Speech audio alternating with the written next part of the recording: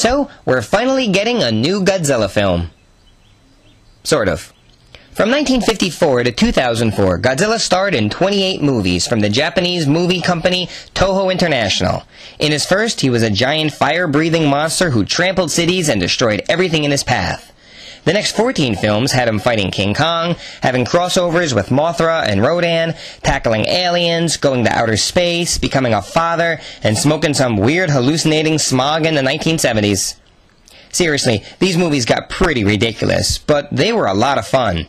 Even with all their oddball moments, I consider the first 15 movies to be classics in their own way. Now, Toho revised the series in 1984 and in 1999, and while I didn't care for these as much as the original, they did at least stay true to the idea. Guy in a rubber suit, model cities, that's the Godzilla I know and love. We just can't help CGing everything, can we? Yeah, here in America, we just can't seem to capture the charm of the Japanese classics, as that 1998 film proved, but whatever, I'm not here to talk about that. This is my cartoon show. I'm going to talk about the one time we did get the Godzilla character right, and that is the 1969 cartoon short Bambi Meets Godzilla. Yes, this actually exists. I should take this time to say that if you haven't seen it, then stop watching this review and watch it. It's on YouTube. It's funny. Just look it up. If you have, then you know exactly what it is. It's a joke. Seriously, I'm not being insulting. It's literally just a one-note joke. Bambi is eating some grass, the credits scroll, all of which say Marv Newland's name, and then he meets Godzilla. That's it. The end. And would you believe this minute and 30-second short actually made it on Jerry Beck's list of 50 greatest cartoons of all time? Yeah, this film is honored with What's Opera Doc and Steamboat Willie. That's amazing. And you know something? He's right. This is a brilliant film.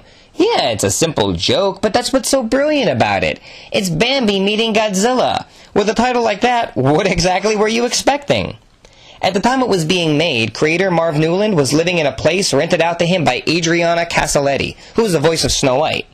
Another tidbit of information is the film's soundtrack. When Godzilla's foot comes smashing down, it lets out a sound, which is actually the final note to the Beatles' A Day in the Life. In 1985, when Godzilla was revived for The Next Generation, this short was re-released before the movie. That must have been an honor. Marv Newland went on to do several other animated projects, including the only television adaptation I've ever seen of Gary Larson's The Far Side.